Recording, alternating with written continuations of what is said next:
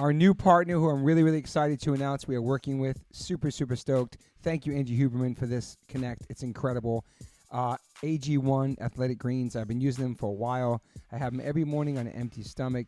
Basically, take one scoop and you put it into a cup or glass or mug of 8 ounces of cold water. And this is all your greens for the day. You're absorbing 75 high-quality vitamins, minerals, whole food source superfoods, probiotics, and adaptogens.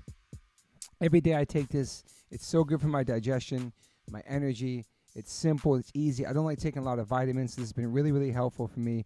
I've had a lot of stomach issues my whole life, and ever since I've been gluten-free and taking the AG1s, it's really helped me in my stomach in the mornings. I love it, and I'm so psyched that they're part of the One Life One Chance podcast. I'm sure a lot of people don't like eating greens, let alone drinking your greens, but I can tell you straight up, it's got a mild tropical taste, and the taste is actually really refreshing, and I really look forward to it each morning. Don't think it's just going to be just straight bland. It tastes really, really good, and it's good for you, so remember that. This one blend of ingredients supports your gut health, your nervous system, your immune system, your energy, recovery, focus, and aging. It's incredible, just one scoop, especially for musicians who are vegans or just musicians in general who want to get those daily greens. You can get the packets. It's incredible. I just gave some to my friend Derek from Sepultura. He traveled the whole entire world this summer, and he had those every single day. He said it saved him. I bring AG1s with me when I travel. It helps me stay healthy. You know the deal. If you're on tour and you are a picky eater, but you need to have your greens, sometimes catering doesn't have greens. Sometimes you miss the catering. Sometimes you miss the backstage food. Sometimes it's too late after the show to go get food that you like. So if you just have a scoop of AG1s in your hotel room before you go to bed, or you're in the hotel room at night and you're starving and you want something healthy, boom, life changer. Right now, it's time to reclaim your health and arm your immune system with some convenient daily nutrition. That's all you need, one scoop in a cup every day. That's it. No need for a million different pills and supplements to look out for your health. This is it. I'm super psyched. And to make it easy, Athletic Greens is going to give you a free 1-year supply of immune-supporting vitamin D and 5 free travel packs with your first purchase. All you have to do is visit drinkag1.com/OLLC. That's drinkag1.com/OLLC.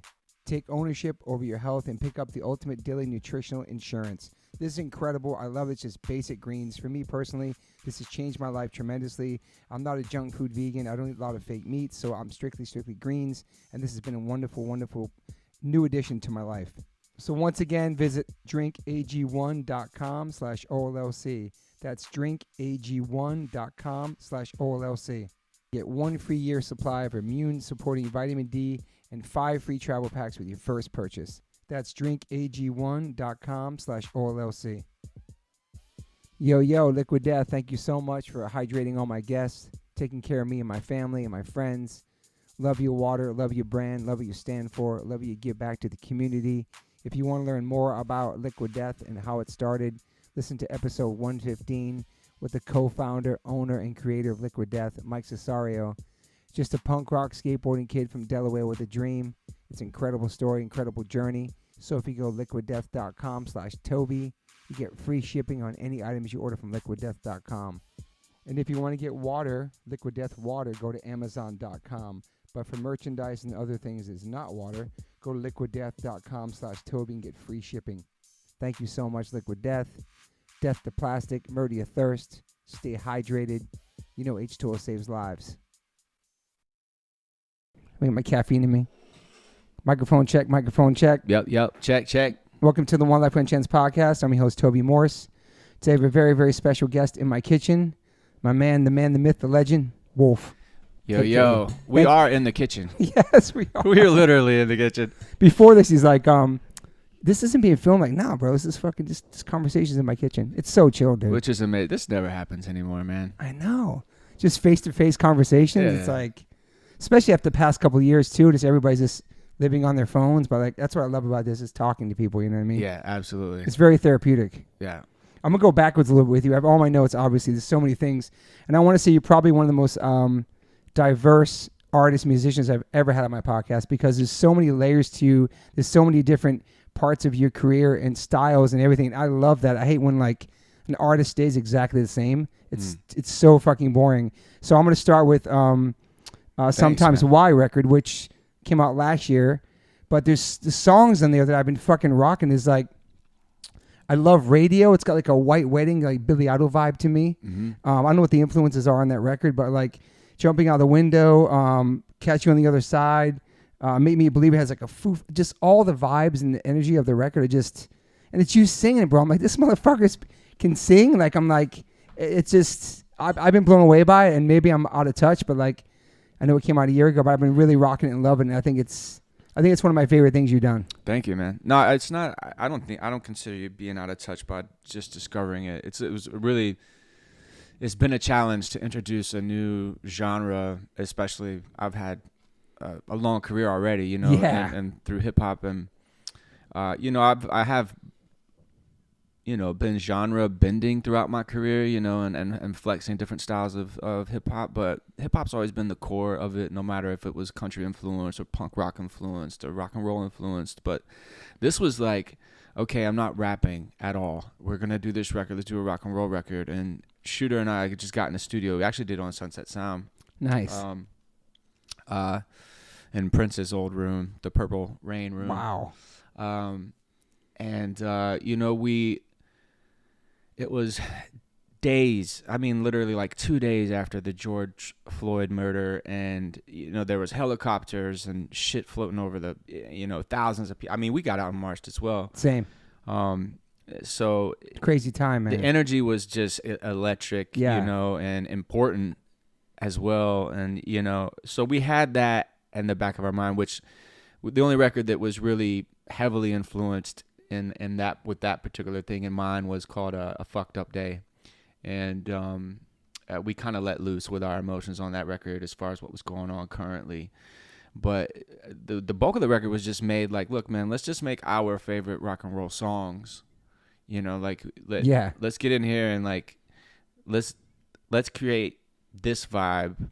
And you know what's funny? We didn't listen to other records while we were making it. It's just when it started happening, we kind of looked around the room like, oh shit, this does feel like Billy Idol, you know, this does. So you heard that before. This does feel like Tom Petty. This does feel like, I mean, even the last record, fucking Moonshiner's Run, I feel like we hit on some classic metal vibes, and we just have fun. We let loose, and we're unapologetic about it, and, you know, so it ended up being what it is. Sometimes why. Yeah, but we've always just been, not just been hip hop. You always love other things. Even with Psycho White, just other music you've done, like punker or faster songs. And growing up a skateboarder as well, there's like all that diversity with all those cultures kind of meshing together, which I think is beautiful. That is happening a lot these days with people having all the influences coming through. Or you can make a total record like this and you can go back and make like a total hip hop record, but still be the same person. Yeah, that's Well, it's our personalities, kind of. Oh, well, yeah. It's like my manager says, creatively schizophrenic, professionally bipolar. So I don't subdue it. That's for sure. I don't like. I don't allow myself to like suffocate my own creative exploits. You know what I mean? I don't think it's like, it's not healthy mentally for me to hold back. You know what I mean? Or else it just piles up, and the studio has just been a place for my, you know. It's therapeutic. It is very therapeutic. And it's also, if I love something, you know, and I want to try it, of course, I've tried a lot of things that'll never see the light of day, but if it feels right, you know, I'll let the fans have it, you know. And if you're, you know, a lot of fans, you know, they heard Pop the Trunk and they kind of never left there. You know, that's all they want, you know. But that doesn't create a law for me.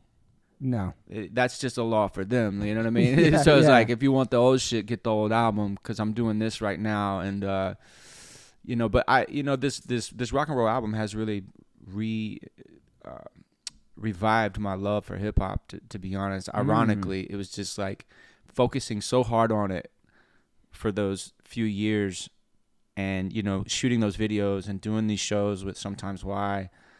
I was just like, fuck, dude, I miss 808s, you know? You know what I mean? I'm going to go get that off, you know? Yeah, but now you're re-inspired, too. Oh, yeah, like doing absolutely. Other things. Yeah, absolutely. But I love that. I think as far as as a person, you grow and you have all different moments and chapters of your life, you're not going to be the same person or same songs you were like 20, 30 years ago. I think a lot of bands and artists too, like I saw Nas talking about recently about like, I'm not going to make Illmatic again, but these are my new records. I'm going to play all these records front to back, and then you can hear the old stuff, like this thing you did in New York at Madison Square Garden a couple weeks ago. It was really cool breaking it down and the audience reaction to the newer stuff or the later stuff or the earlier stuff, and just like, these are chapters of your life. And I just, for you, I think it's just, I love it, man, because you're growing as a person every day. You're not the same person you were back then. You're not fucking, you know what I mean? Yeah, Shooter said it. Shooter like made it comfortable for me when he was like, because I was like, man, this is like, I'm really flipping the genre here, dude. Like that, you know what I'm saying? So I'm like, this is not hip hop, you know, like not at all. You know, this is like, so this is a rock and roll album. I mean, what should I do? You know, do I need to like, you know, change my name just for this album or go by my birth name or like what? He was like, hell no, man. This is just another room in your house, you know? I love that. And I was like, oh, that makes perfect sense. He's like, you know, like just keep building these rooms in this house, man. And people can travel through this house and they can see this room and that room and get different experiences. And so that made it make sense to me. It like really like calmed my anxiety about the acceptance of it all, you know? Yeah, and I think also with so even Till It's Gone, that was like a taste of kind of what you're doing now. Right.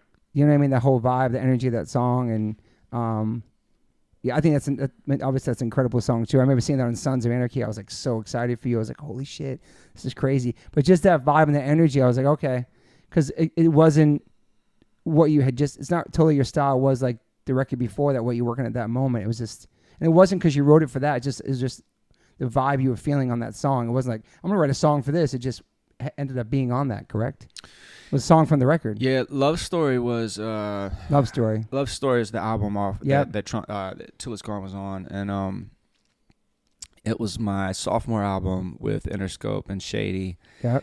Actually, sophomore... I don't know if it was. Let me see. I think it was my sophomore. I had 0 to 60, then Radioactive, then Love Story. 0 to 60 was like just a well-packaged mixtape, basically. Basically, you got a lot of mixtapes, man. I had a mixtape before I got signed to Interscope called Trump Music. So they did Trump Music 0 to 60. Then it was Radioactive, and then Love Story. But Radioactive was the album that on the label side, they really missed the mark, and I had called it. You know, I called it on a few songs, and I also called it with some marketing ideas, and I was just like, man, this isn't gonna work. Mm-hmm. But I was like, I will try.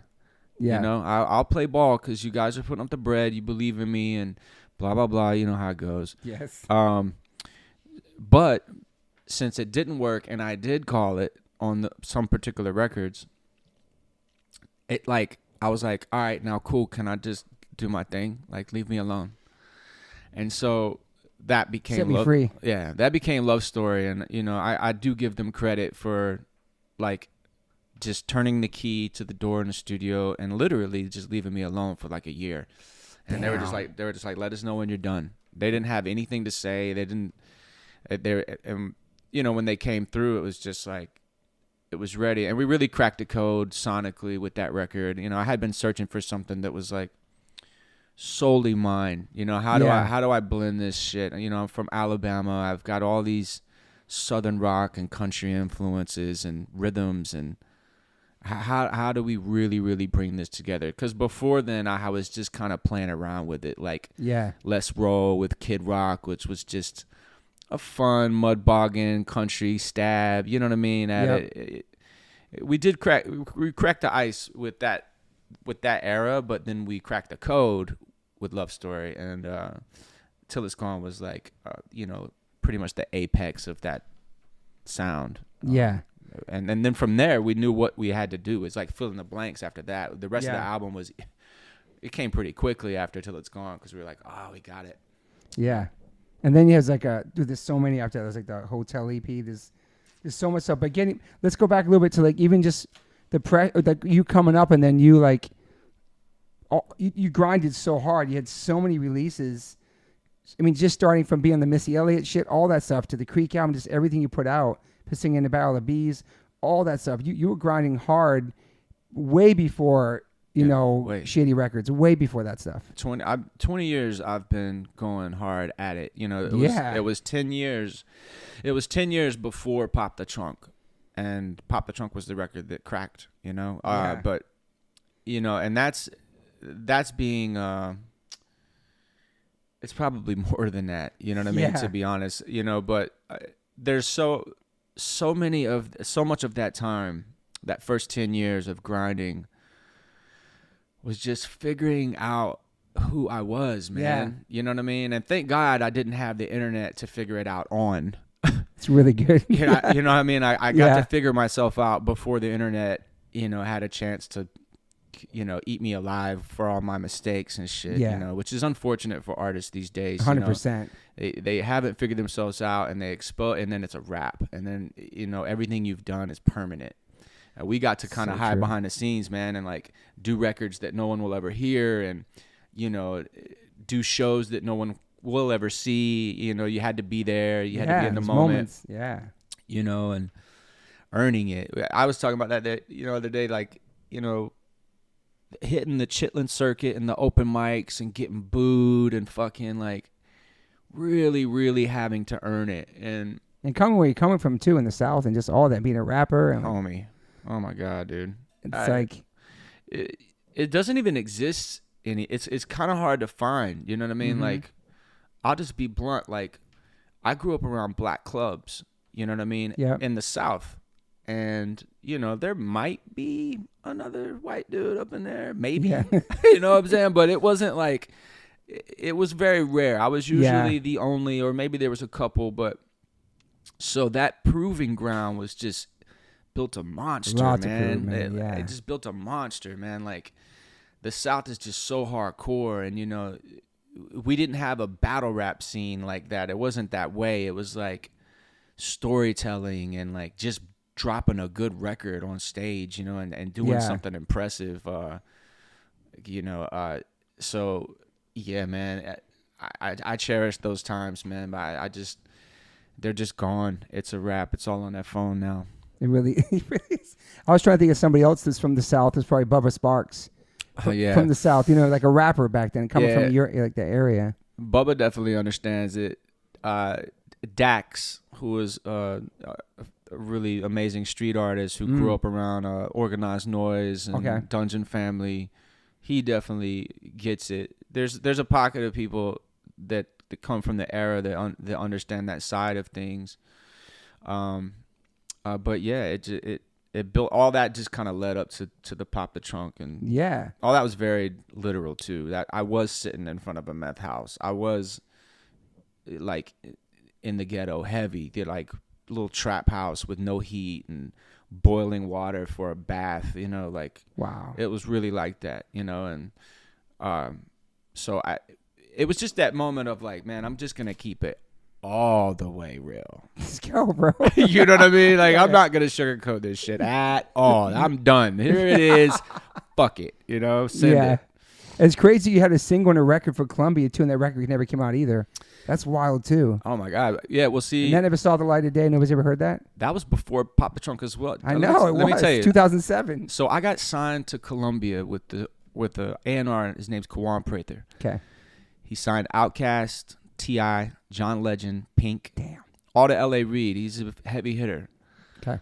So Courtney Seal was a friend of his, Jeremy Jones, and Kawan Prather got me a situation at Columbia. Months later, I recorded a record. Jim Johnson was up there, Willpower. Jim Johnson's, multi-platinum producer. It was the first time we met, though.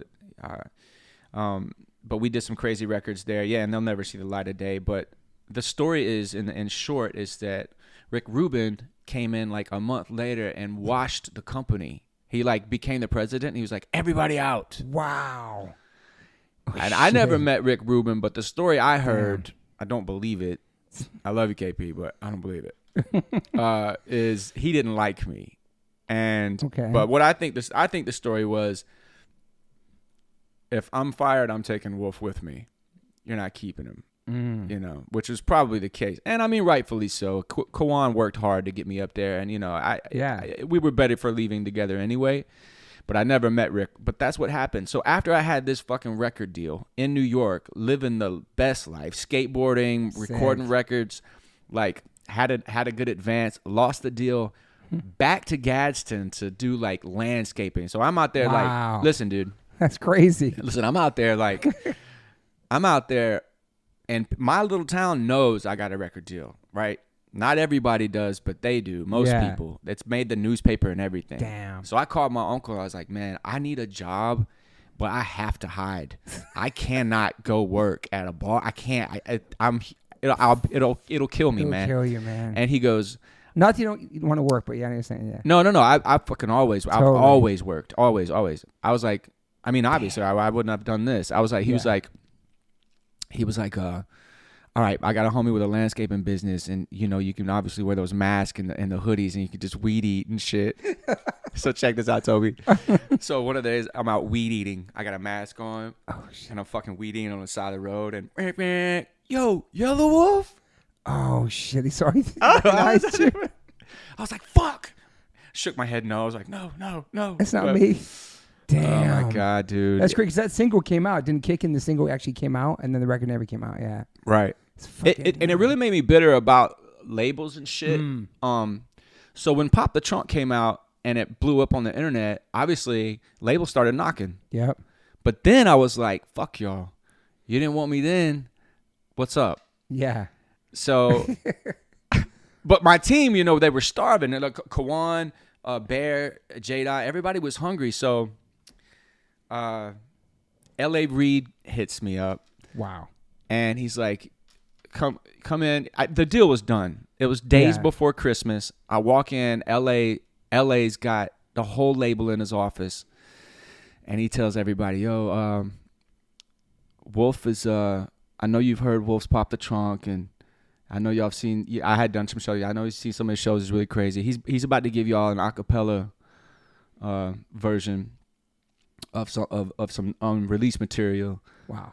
And he puts on a beat that I had recorded a music to. I guess Kawan set this up, and I was like, "Yo, man, no fucking way. I am not doing this. Yeah. I'm not doing this in front of everybody. You want to see me live? I'm opening up for Raekwon tomorrow." Damn. And KP kicked the shit out of me under the desk. He's like, "What are you doing?" Yo, I left next day, no deal. Broke on Christmas, went back, but just holding it out. You know what I mean? Yeah, we didn't. Yeah, wow. LA calls me back. He says, "Look, come back, just me and you. No label, just me and you."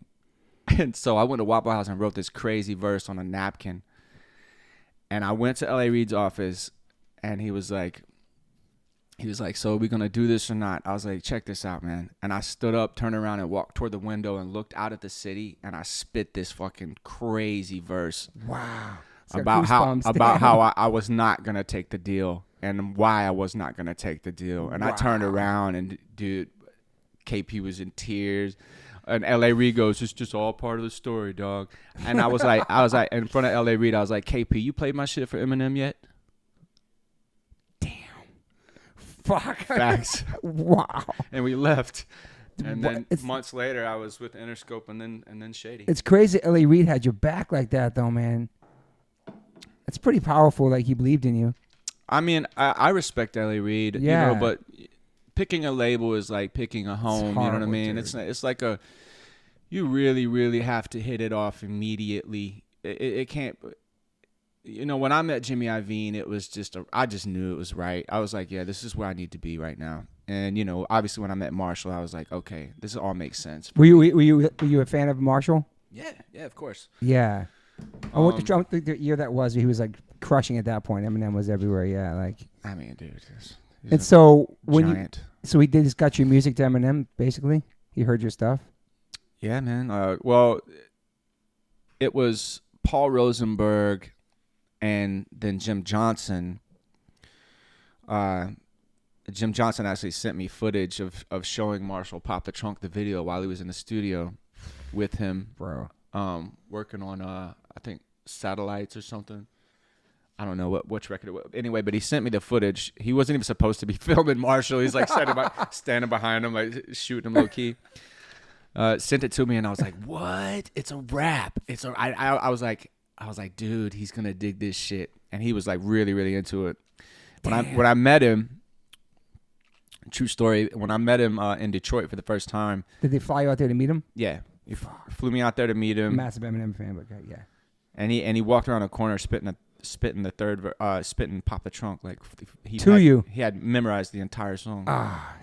Fuck. Yeah, and I was like, that's fucking surreal, dude. It was surreal. Were you trying to play it like cool? Like, yeah, what's up? Were you tripping at all? Yeah, I was almost impossible. I was just like, what is my life? Yo, that's crazy. What is my life? What is happening right now? And did the deal go down pretty immediately after that? Yeah, it was it. It was a wrap. It was done. Done deal. Fuck. So that day you just hung out and talked shit, whatever. Yeah, we just kicked it for a while, and it's so crazy, I remember going, hey man, can I take a photo with you? Because I was already active on it was like Twitter at the time. Yeah. I was like, can I get a photo with you? He goes, hold on. And he walked around the corner and asked Paul Rosenberg, and he walked back out and said, man, maybe now's not a good time. Why? He wouldn't give me a photo. What the fuck? Yeah. I don't have shit. I don't really have shit to prove that I was even ever. Maybe Paul does. You never had a photo with him ever? No working, no nothing. Damn. No working, no chilling, no nothing in the studio. I don't have shit. How soon after there was the BET Cypher? Because that was incredible, man. Thank you. Fucking incredible, man. You with Slaughterhouse, Joe Buttons, everybody. Yeah, it was fucking. Premier? DJ Premier. I think, bro. was DJ. Yeah. Dude. And you with Premier, bro. It's fucking nuts. Yeah, that was. Massive Gangstar head, yeah. Yeah, me too, man. Fuck.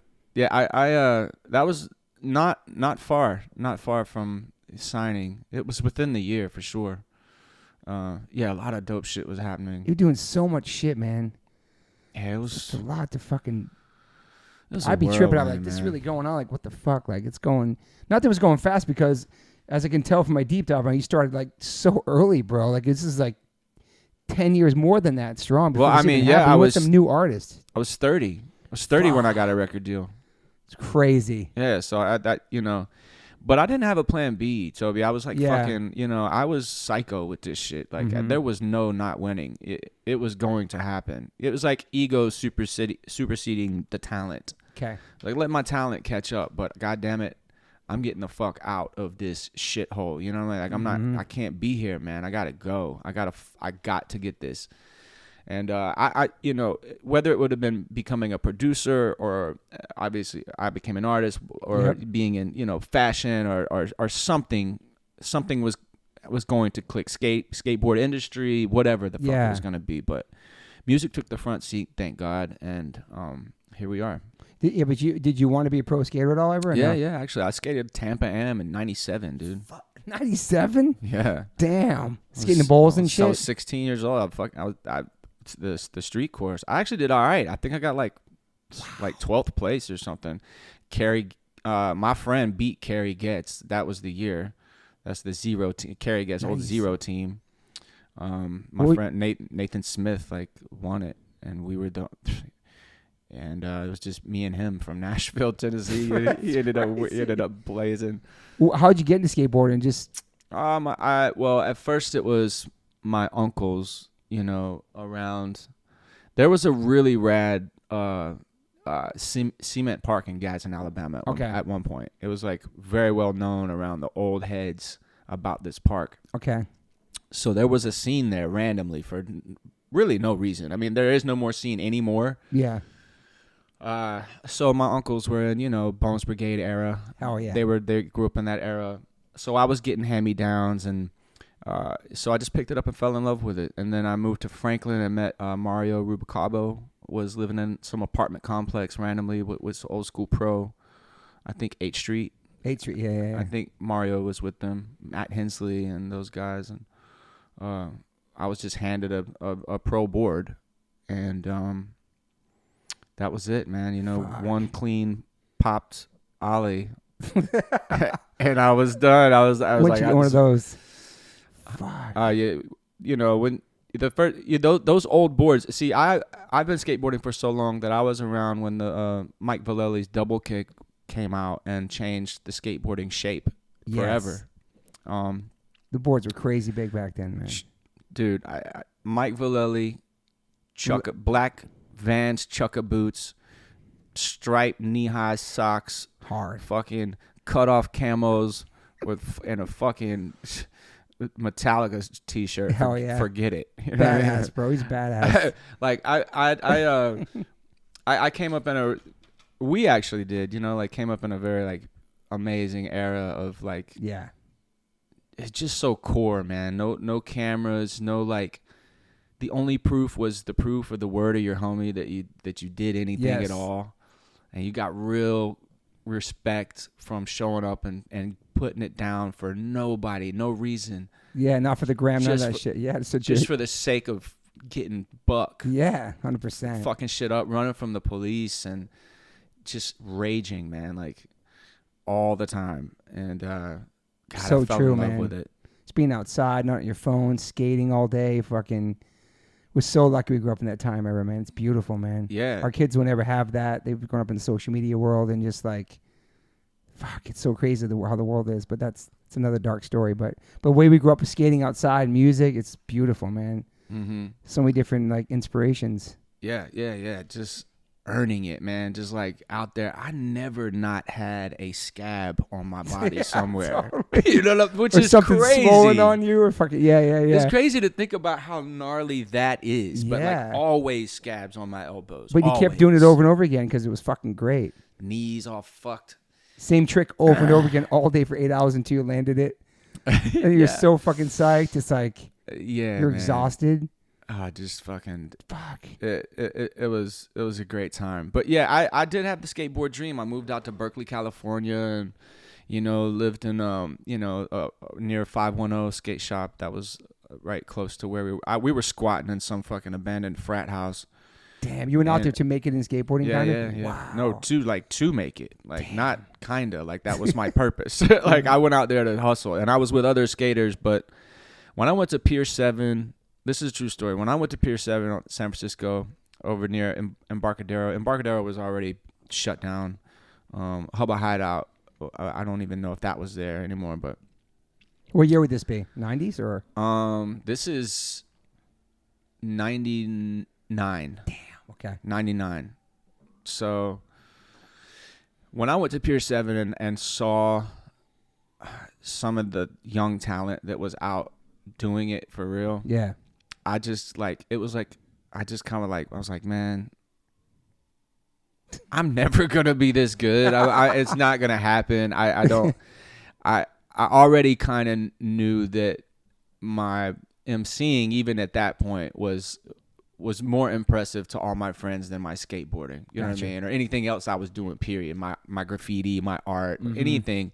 But when I started rapping and shit, it was like, oh, man, what? You know, that kind of, I got the same, that dudes, you know, for Atlanta Tricks, I was getting it from a different area. Totally. So, yeah, it took the front seat, and I just made a decision from there, you know. What was your graffiti name?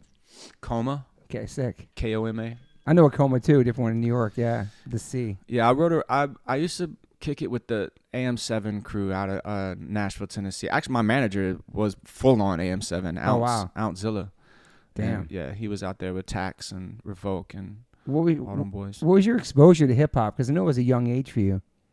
Like, what was like the first hip-hop you heard? And what kind of music did you listen to before that? Like, if I told you, you wouldn't believe it, but it's just true. It sounds fantastic and not real, but it's real. It like really happened. My mom's boyfriend, long-term boyfriend, was on tour with Aerosmith and Run DMC during the Walk This Way tour. We lived in that's sick. We lived in Cedar Bluff, Alabama, on the river, and this is how that happened. It's a dry county on the weekends, and they had a show on the weekend. But my mom's boyfriend had all the beer, the weed, and the party house on the lake. Well, tell me they pulled up there, bro. Yeah. So Run DMC and some of the Aerosmith crew came out to my mom's boyfriend's house. His name's John Orchard. He worked for Electric Tech. Dude. And they gave me my Adidas tapes, License to Ill, and Bro, that was it. That was the time I heard hip hop. But how old were you then? I was like, I don't know, 6 or 7 years old. Jesus, dude. So I was naive, of course. I didn't know what I was being handed, and I didn't identify it to be hip hop until I moved to Nashville, and I turned 14, 15, where I started to culturally combine it all. Gotcha. You know, it was just rock and roll to me. Like, everything was just music. It wasn't like, yeah. But I will tell you that hearing that reverse 808 was like mind blowing. Like, I fell in love with the sound. Yeah. But you know, when I finally moved to Nashville, Tennessee, when and immersed myself into it, along came, everything through mixtapes and skateboard videos. I mean, dude, it was like whatever. 3 6 Mafia to Souls of Mischief to Bush Babies to DJ SNS mixtapes, and I was just immersed in it. I was just flooded with it, and when you started writing rhymes and stuff. First rhyme I wrote was in the 5th grade. Damn. Yeah. Wow. I got suspended for it. Really? First rhyme ever wrote, suspended. Was it about your teacher or something? What was the deal? No, it was about I was just cussing, talking shit, trying to sound like Ice Cube, and just talking about being a gangster. Just a kid, just a child. You know what I mean? With a fucking bowl cut and a Randy Travis sweatshirt on. Hard. Well, living in fucking had a Tony Hawk haircut, Randy Travis sweatshirt, Airwalk 540s. Wow. Holler at you, skids. You have all this shit on, yeah. skid pants, talking some gangster shit. Anyway, my friend was like, "Yo, you should make these are 5th graders. You should make copies of that and take it to the radio station. Like, just make a copy of." So I'm in the office, Carter Lawrence Middle School. I mean, this is like in the projects, man. Carter Lawrence Middle School, old Nashville, real rowdy, like really rowdy. Crack at the school on the playground, like needles and shit, rowdy. And Dr. Kersey, he had this toupee. He was real flaming. He was like, "Mr. Aether, what are you doing?" And I was like, "Oh, make a copy." He said, "Let me see that." And he picks it up and he starts mumbling it to himself. And he looks at me. He looks back at the paper. He said, "So you want a paddling or suspension? What's it gonna be?" Paddling. Oh shit. So I said, I had already gotten paddled by him, and I was like, please don't paddle. All right, dude, it's crucial. He had holes in his paddle and shit. Like, he fucked people up. That's crazy. So that shit would never fly this day and age. He's like, you know what? Call his mom. Right. At the time, my mom worked at Longhorn, the original one, before they went corporate. Okay. So, OG spot. Yeah, so she's like Coyote Ugly, rock star bartender. Beautiful, always wearing jewelry, like the pants with the leather down the front, like Whoopi Goldberg type shit. Sick.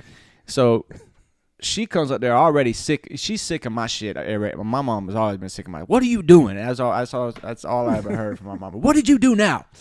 So she comes swing, swing, swing down the hallway, all their fucking jewelry.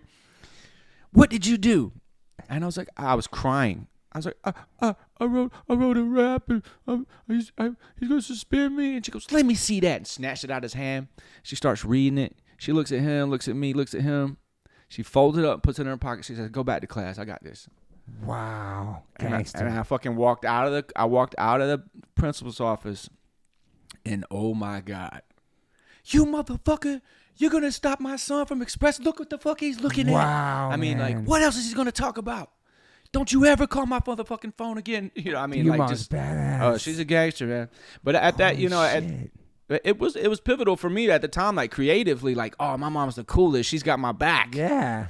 Wow. You have siblings too? So that Christmas, my grandmother got me Onyx in my stocking. Back the fuck up. Onyx Back the Fuck Up. Straight Out of Compton. In a tape. Yeah, of course. And she put them in my stocking, my grandmother, because that became like a family story. Like, they kind of all had my back, on it. It's pretty crazy. Wow, dude. Sort of supporting right from the jump. Yeah, immediately. Were you like a rowdy kid too, growing up in school and stuff? Like a class clown or? Yeah, I was very I didn't really make it past 5th grade. You know what I mean? Okay. I never really made it. I survived, but then I failed 6th, I failed 7th, I failed 8th, then I failed 9th, and I was just barely getting through. I never brought books to school. And then finally, a counselor hit me up. I had been to 15 different schools, literally. Wow. And a counselor came in and was like, look, come, let's have a meeting. And she sat me down. She's like, look, you just need to drop out. You're not going to finish school. It's for sure. And I was like, really? I was so stoked. She was like, I'll give you a pass. So, yeah, I just got my fucking GED, man. School wasn't really for me, man. Wow. And your mom was cool with that? They were proud of me for getting my GED, because then I took my GED, and then my dad said, who I met when I was like 13 or 14. He's not my blood father, but he's my dad, you know? Okay. We just hit it off. He was like, if you get your GED and you get a Pell Grant and get into some community college, I'll get you a car. So I did all that. Wow. Let's get the car. I got the car. Look, I got the 2-door Honda stick shift. He probably paid $2,000 for that, maybe $1,500. He gave it to me after I got into school. I got my GED and got into this little community college. They call it Harvard on the Hill in Gadsden. Little community college, Gadsden Community College. As soon as I got the keys, Toby, I drove to Berkeley. Straight, he's left town. I drove to Berkeley. Wow, dude. That was it. That was So was like how 16, I got to 17 Berkeley. Or something, or Oh, he was sick too. He was like, "You motherfucker." You drove straight to Berkeley and just dipped. Went to the ASR trade show on the way, and then parked it in Berkeley, and I was pulling a homie of mine up the street. Got blooped. Got pulled over by the police.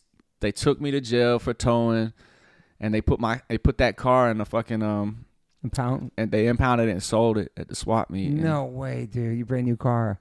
Brand new. Yeah, it was my brand new car. Holy shit. That's fucking crazy, man. You just fucking left. I mean, fuck. It seems like your mom was cool and very supportive, had your back no matter what, and like. Yeah, my mom really didn't have a choice in it all, you know. Like my mama loves me and she is very supportive, but I was a fucking train, dude. It was not gonna, you know what I mean? She was like, she knew she couldn't do nothing with me, and all she could do was support, because there was no way she could tell me not to, or, you know, or like vote against it, or. Did she kind of raise you on your own? Did you have siblings too, or no? Nah, my mom was like my big sister, you know. She was pregnant with me at 16. Wow. So my mom had me young too. Yeah, my dad died when I was 3. So my mom raised 3 boys on her own. Which, looking back now as a parent, I'm like, holy shit, how'd you do that? Yeah. I'm raising 1 kid. Like, your age 3. It's nuts, man. It is, man. Single moms. Yeah. Let's go. Fuck. She was a rager, though. She was, you know, for real a gangster about everything. And, yeah, I mean, we made it. Like, everything we've been, you know, everything we go through as artists, you know, it's like, that's the thing, man. That's the meat of it all. It's the bloodline of the story. When did you realize that you weren't going to be a pro skater? I'm just going to go to music. Was that when you got out there and saw these skaters and? Literally, literally. Like, I went out there, you know, and it was just.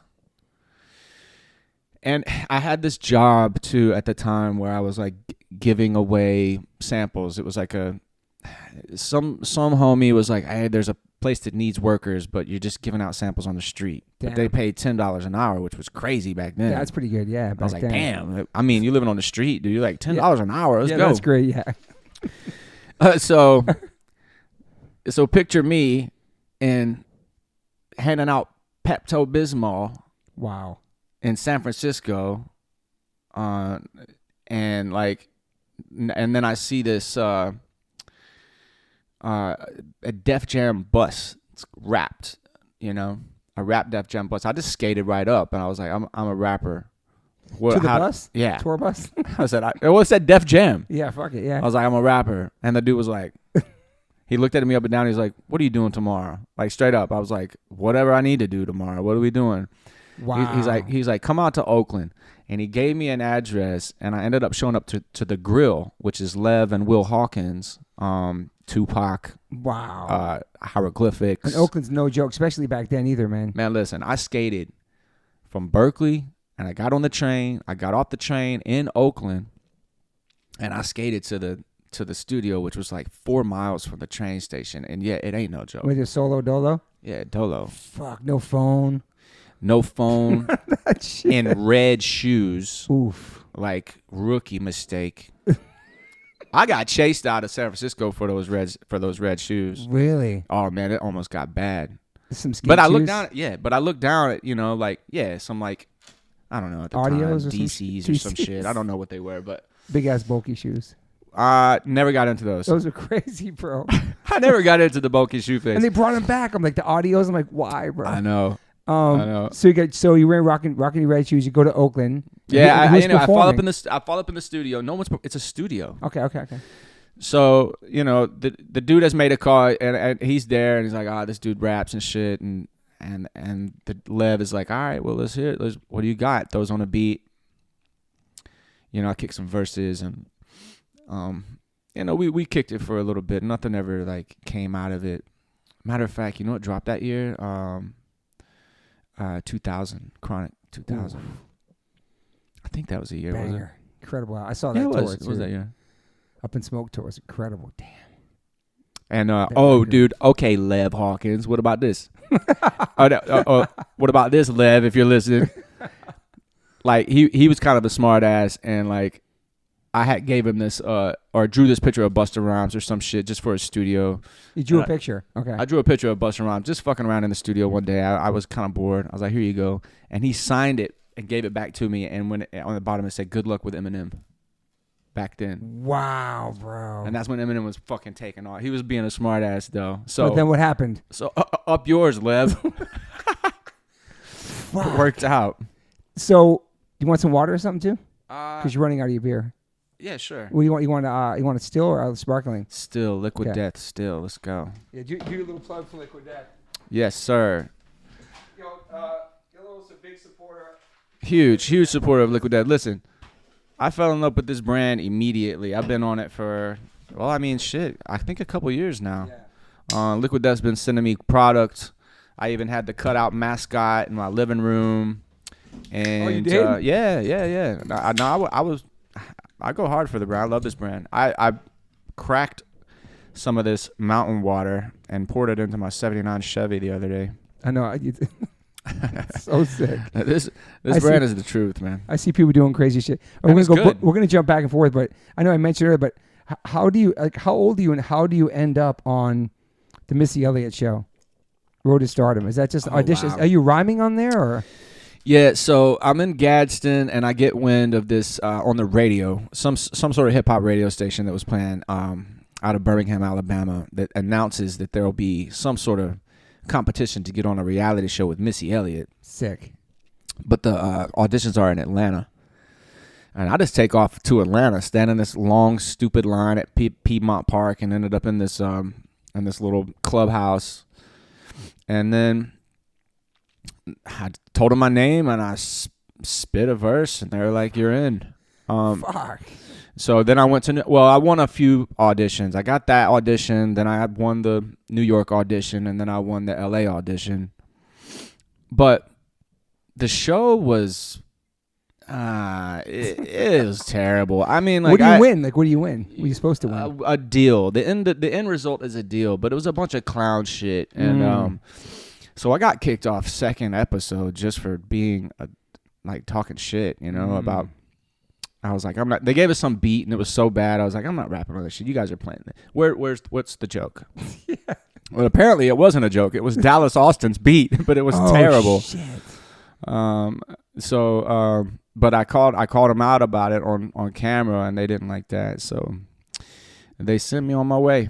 It's crazy. Like just these couple of stories, like, the guy hit you up. You went to Oakland by yourself. Or I heard this on the radio. I went there by myself. Like you were hungry. Like you really wanted to get out of where you were, and also you had a talent, you had a skill, and you believed in yourself, and like you just went for shit, and like fuck it. I love that. Yeah, I don't. I've always been like I've always pretty much done that. It's just recently in my life around the past, and I'll say recently around the past like 10 years or so that I've like developed somewhat of not a circle of friends, an entourage kind of that I roll with all the time. Yeah. But it was never that way. I'd pull up by myself in the Chevy, pop the trunk and slang CDs at, you know, the gnarliest neighborhoods you can think of. And super DIY, man. Yeah, super. But in a way, it made me feel safer. I didn't have to worry about somebody fucking it up. You know what I mean? Mm-hmm. Like, or getting me into a situation,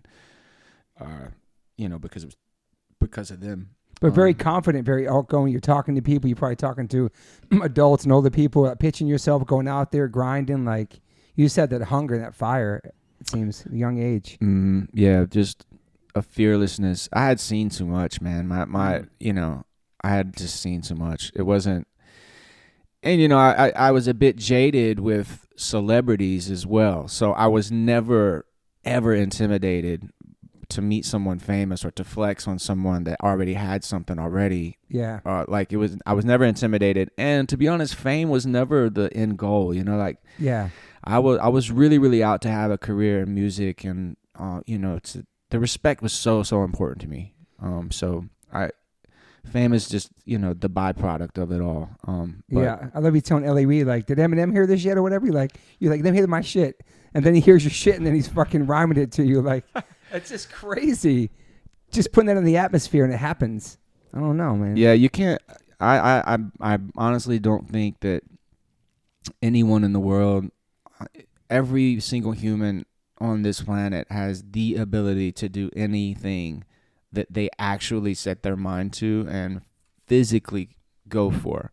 You just have to move. You got to move. You got to move around the world. You got to move. Get up and go and let it find you. Like find that energy. What I tell people all the time, like, how you know, how'd you get out of here? I fucking left here. What do you mean, how'd I get out of there? I left. I went to Atlanta. I went to New York. I went to Los Angeles. I went all over the country. People get stuck in their hometowns forever, man. It's crazy. And they don't do anything. You got to travel around and like stay persistent about that vision. You know, I held on to a demo tape that I stole out of a fucking office in New York City that Eminem gave them. They passed on him. Of him? Of him. They passed on him. I found it on the floor. What? And it was his handwriting.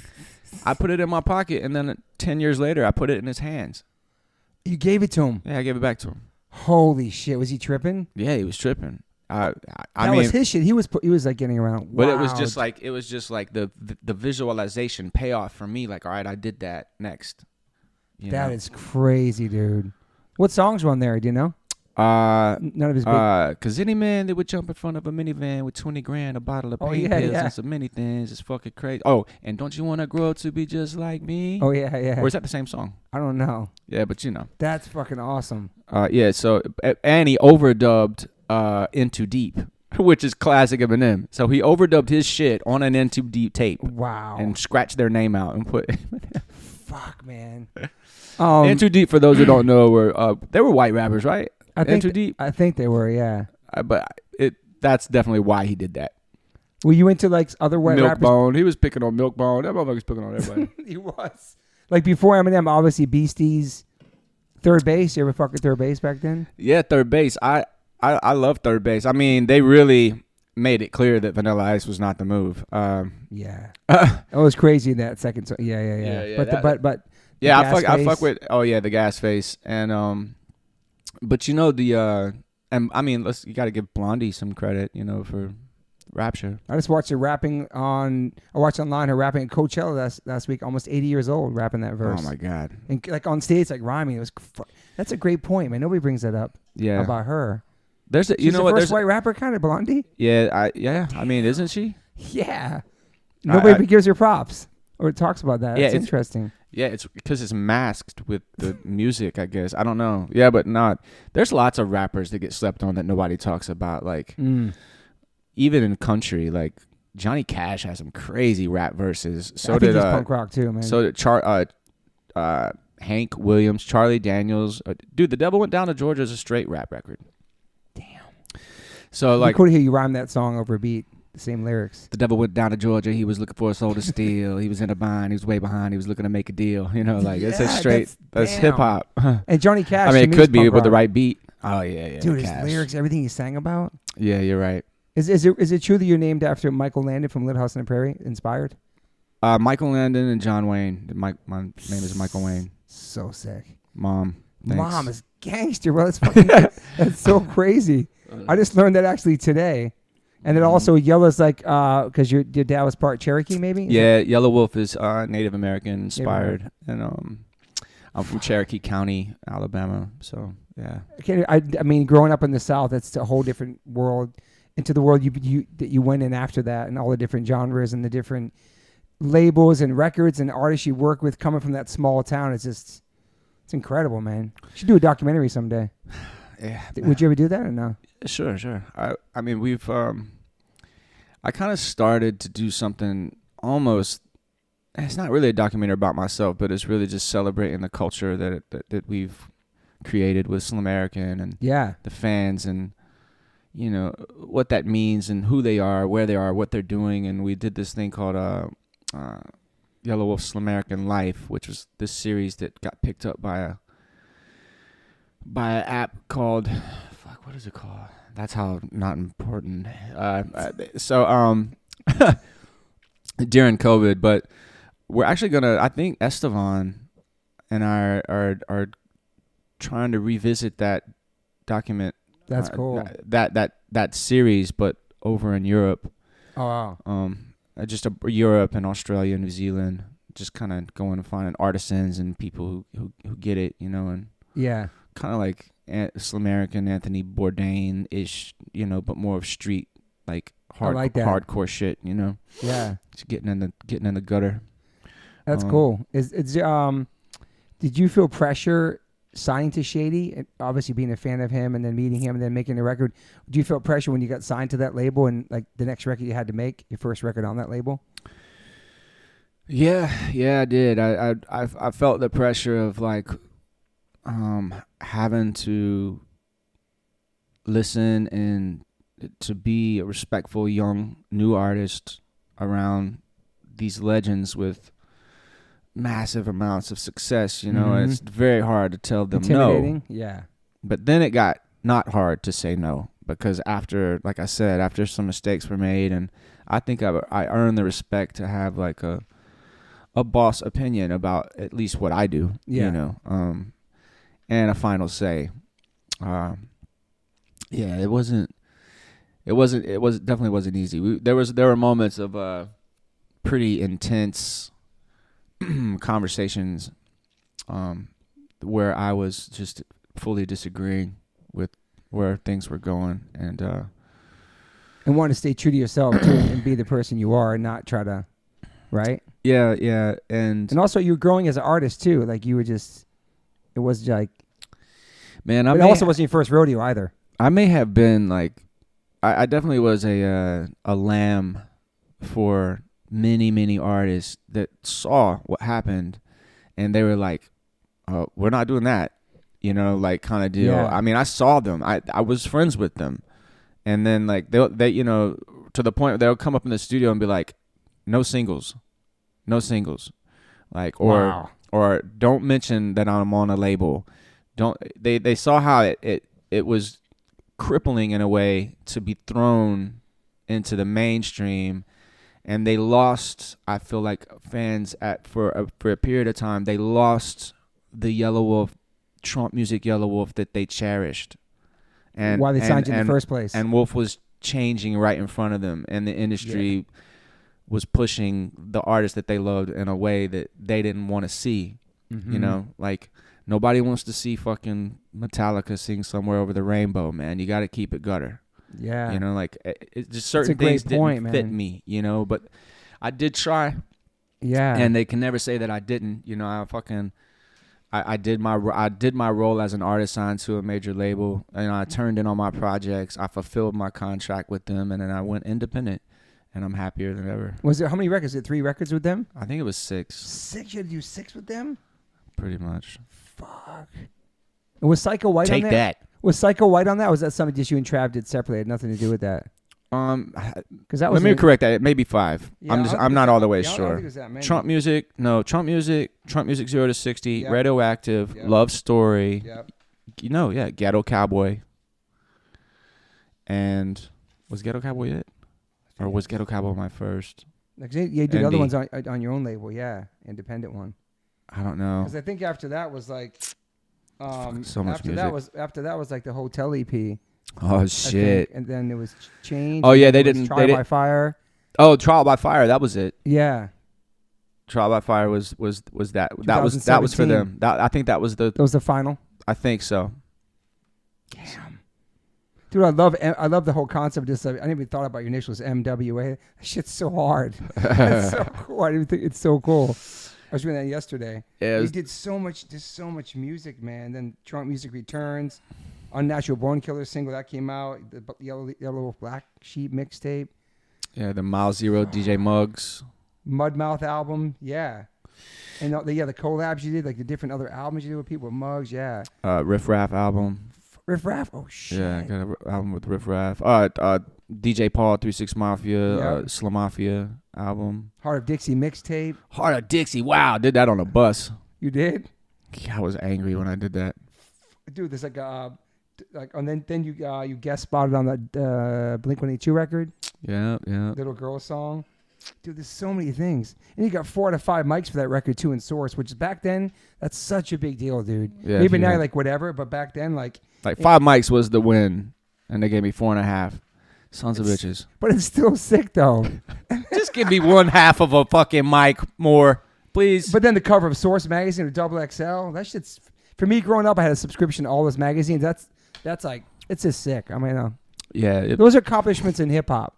Yeah, sure. Maybe not in your career particularly, but just like no. There are moments, bro. It's just like there's and you feel, and then like Fader, cover of Fader, that was rad. Fader, oh shit. But then when that record comes out, is it received well? No. But are you happy with it? No. Okay. It's not received well, and I'm not happy with it. That's stressful. Man, Radioactive was such a. There are some amazing songs on that record.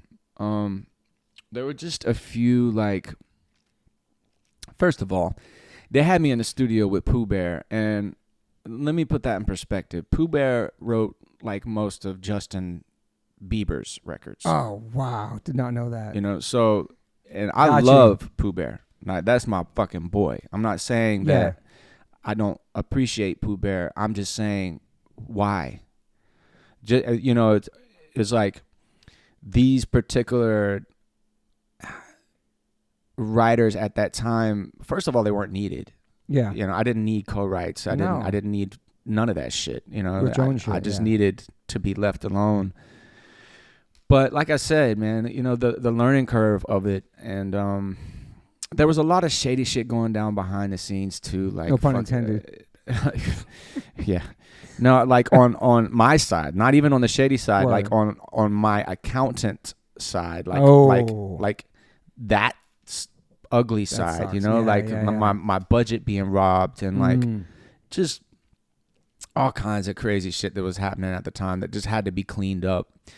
People were just so excited that, oh my God, Eminem sounded White Boy crazy. Everybody wanted a piece of this record because they just thought it was gonna be like Ed Sheeran big, you know what I mean? Like, they thought it was just like. What did you think? Were you caught up in that moment too? Did you get caught up in that whole major label? Like, this is gonna be it for me. Do you believe that too?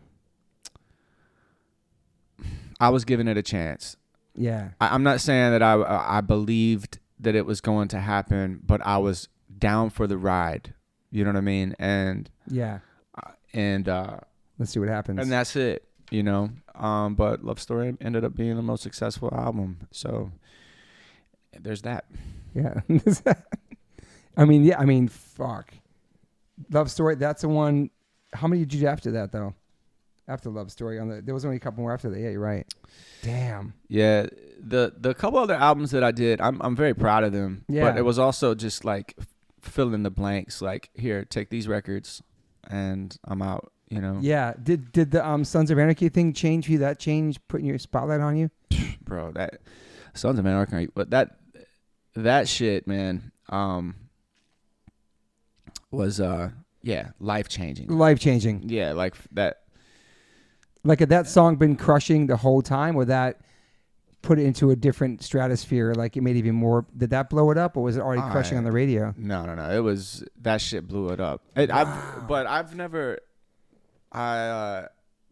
But I've never had a hit record though. You know what I mean? I've had a lot of successful songs and a lot of big fan faves and stuff, but I've never had like a real radio presence. You know what I mean? It's not been like that for me. And that was it. That was going hard. But the Sons of Anarchy, and then the Johnny Depp movie. It was like the trailer for that thing. It was in there too. Fuck. Yeah, it was catching. It caught. It was sailing. Yeah, for sure. It was traveling around. And Marilyn Manson was like walking out to it every night on his tour, and it was just a thing. Wow, dude. Yeah. And so where are you at in that moment? Are you stoked? Are you? I'm proud. Because it's proud, like I was just like, this is the kind of song I want to be successful. You know what I'm saying? Yeah. Like that right there, man. And it really did change how I did music forever from then. Because Interscope didn't even want it to be the first single. They wanted American You. And listen to this crazy shit.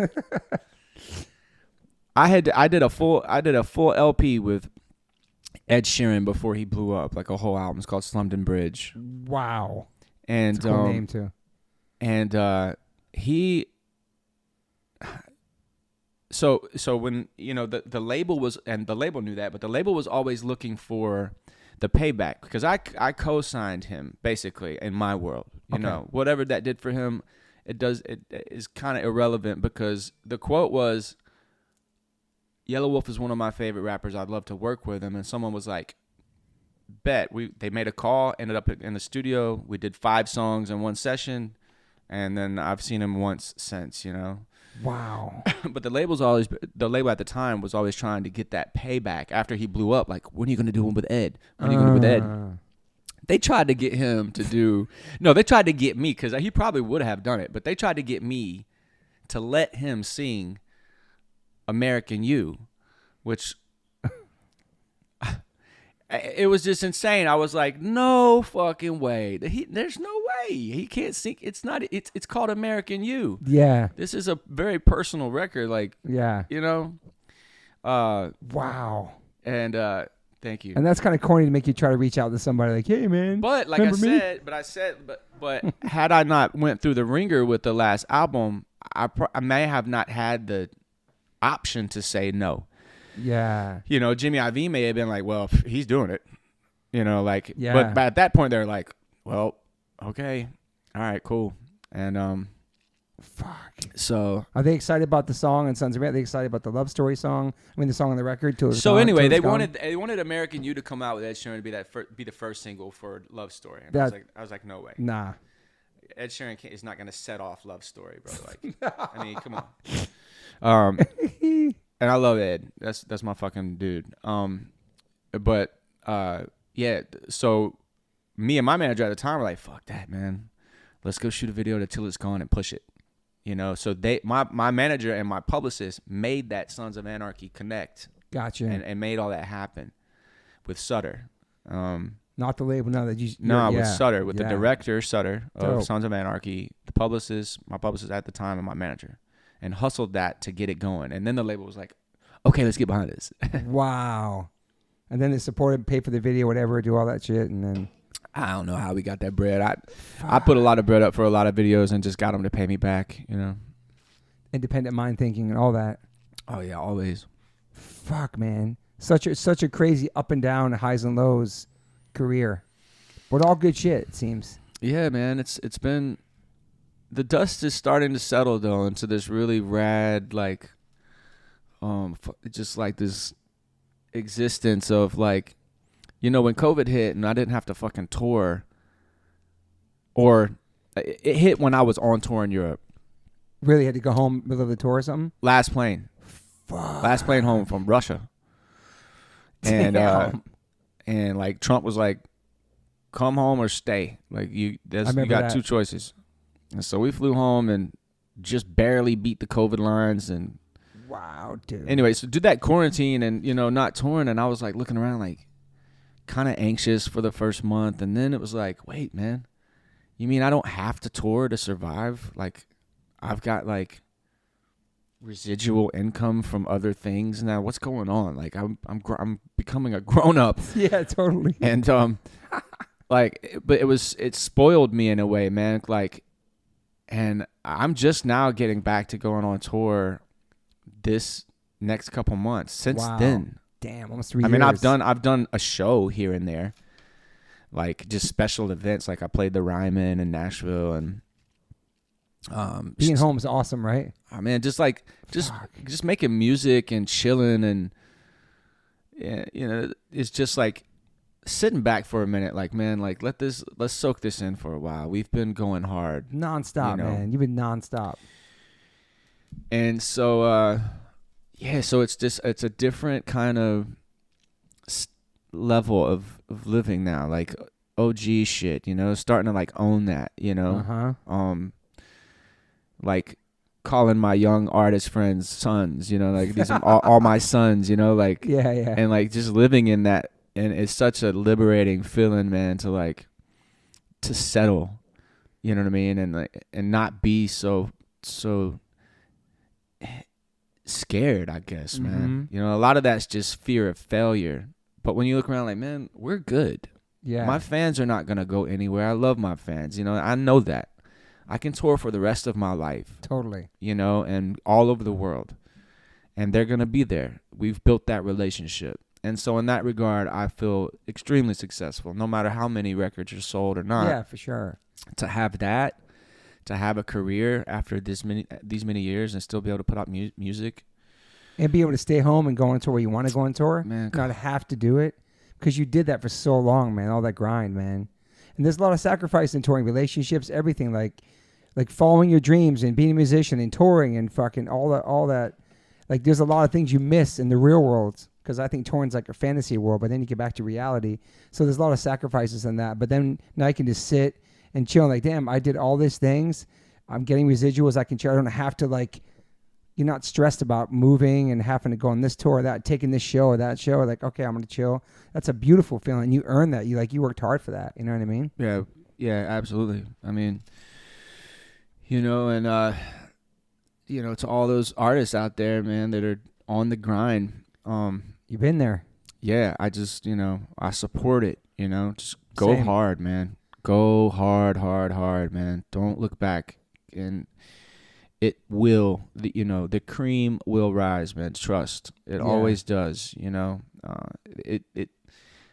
When young people, man, like when I talk to younger people, when I talk to them and, you know, if they got questions about, you know, like becoming an artist, the first thing that I tell them, I was like, listen, I don't know how you would do it today. Totally. I don't. I'm clueless. But if you want to do it how I did it, you have to literally give up your life. Yeah, man. You know what I mean? Like, you got to say bye-bye to everyone you love, everyone you know. It's true. And go away and get it and figure this shit out. You know, some kids are just like, all right, made a song today, fucking drop it, press enter on my computer, and now it's everywhere in the world. Like, dude, what? It's so crazy to do that. Or like handing out flyers, and now you can just post a flyer. They know when you come into their town. Like, but then you know, the other problem is some of them, a lot of them actually, they can't. They've have millions of streams and can't sell 30 tickets at a venue. It's facts because they haven't built that following. They haven't went to fucking Bentonville, Arkansas, and did a show for 150 people or less. You know what I'm saying? Dude, or just like sure. and earning it. like. I know. So yeah, we did a list with my son one year. My wife's like, name your favorite top 5 rappers. I'm not gonna say their names, and I'm gonna tell you where they're gonna be in 2 years from now. My wife did that with him because my son was bringing all this crazy mumble rap home, Little Pump, all these dudes. I'm like, cool, I'll check it out. And then like one of them, I'm not gonna say their names, put a show at the Palladium. It didn't sell like 20 tickets. Canceled his whole tour because he was only big on social media, and that didn't go into the real world like one of these rappers. It's just crazy. You could be millions and millions of followers and streams, but then nobody's coming to see you play live because you never went out there and grinded and built up, or you know what I mean, like toured. Yeah, man, earning that trust is real. His name was Little Pump. I'll take it out anyway. I'll cut it out of the podcast. Sorry, Max. He loved him when he was a kid. Whatever. Go ahead. Whatever, dude. I mean, but like big on that, then like in real life, nobody cares, and it's crazy, man. Yeah, it is. It's a different reality. Man, I tell you what else that also exists that is to add on to the conversation about that particular thing is not having a lot of followers or perceivably and destroying it. So true. That's really true. You're so right. And like motherfuckers be like, huh? Are you familiar with a country artist named Luke Combs? Nope. Okay, perfect. Exactly. Okay. Dude, he did 3 nights at Nissan Stadium the other night. He's like young kid? Yeah, I mean, younger, like maybe late 20s, early 30s, maybe. And sold that out 3 nights. 3 nights. Like all weekend, Friday, Saturday, Sunday, 60,000 people a night. Jesus, dude. And he's got like 4 or 5 million followers on Instagram, but like you would think he would have 29 million followers with selling that out, Yeah. It doesn't add up. It doesn't. Because all his fans are not on Instagram is the thing, obviously. That's a great point. And it doesn't matter. You know what I mean? Yeah. I mean, how important is social media to you? Like how? It's crucial to me because I exploited it. I'm really good at it. I love that all your shit's black and white. It's so cool. I'll go through phases on social media for each album. They usually have a certain style, a way of posting and all that shit. I have fun with it personally. But yeah, that's how I started to explain myself. I really never really played around with it though. I really like. Now that it's kind of set in stone, I have more fun with it. But it used to be very descriptive, like this is the neighborhood I'm from, and this is old weight bench sitting in front of a with a Chevy on bricks. Like I'm Yelawolf. This is Slamerican. This is Gaston, Alabama. This is the trap house I grew up in. Like kind of getting people familiar with who I am and where I was from and. Because I've always been a fan of that, like,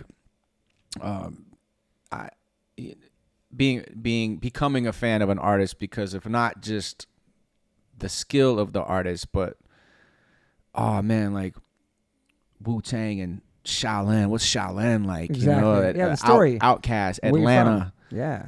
Whatever. That's also gone. True. It's true. That's true. I mean, too. It's pretty much. Yeah. I mean, a kid will drop a record out of Atlanta now. And a kid in Japan will drop a record, and they sound the same. It's kind of true, yeah. The music sounds the same. The cadence sounds the same. They wear the same clothes. Yeah. It's like, damn, man. Like that's a great point. It's a thing. But the story's important. Like your come up, just everything. Just I'm learning so much about you now, and just my deep dive on you, just where you came from, how you get to where you are now. But I think, like you said, some kids just want to hear the music. They don't give a shit about that. I just want to hear the song so I can. And there's nothing wrong with that. I'm not saying there's anything wrong. I'm just saying what attracted me the most. Yes. Like Kendrick Lamar. I love Kendrick. I love the Compton story of Kendrick Lamar. You know what I mean? I love that, all of it. And he's man. Let's talk about him because his last record I listen to every single day. It's like artistic. It's an art piece. I went and saw it perform. That tour came through. Incredible. He's just incredible. I love that he's not on the gram. I love that he fucking just does his shit. And he goes away and he comes back with these fucking masterpieces of music and poetry. And I just think he's top. And I think he's a great role model for today's youth as far as rappers are. Much needed, man. Culturally needed. Like, I would just say that. Just needed, Like, and J. Cole, I fuck with heavy, dude. Oh, yeah. Chills in the Carolinas. Barely on social media. Incredible artist, lyricist. His whole story, too. Like, he's got a great story as well. Like, those are my two as far as, like, I don't know. I listen to other stuff my son brings home, but going to see Kendrick perform in that record, just every single fucking lyric, I'm hearing something different every day, and the stories he's telling, and the subjects he's talking about, sexual abuse on the last record, all this shit, dude. It's just like, dude. Run the Jewels. I'll add to that. Yeah, shout out to Killer Mike. Yeah, dude. Of course, and LP. Fuck. Yeah, we got there's talent out here, man. It's plentiful, man. Is there new hip hop you listen to? Are you checking for new hip hop or no? I'm not checking for hip hop, but like only because I'm in my own bag right now. Like I'm working on finishing a double album, and so it's and it is all hip hop. Nice. So during those times, I'll check out, and I don't really stay current, or I feel protective of my creative process. Love that. And if I listen to some shit, I don't want to be accidentally influenced by it. You know? So I save myself from it, and then after I'm done with the album, I'll dig in and listen to who's doing what currently. But interesting. Yeah, there's nothing. I mean, really, my shit is. I'm most excited about my shit right now on a hip hop level. Okay. I'm really, really excited about it. Yeah, that's exciting to hear. Yeah, especially because now I know. Just listen to the other record I was listening to late. Just you singing. It's just like what can't you do? Is there a style that you wouldn't try? I'm not sure, man. I can't.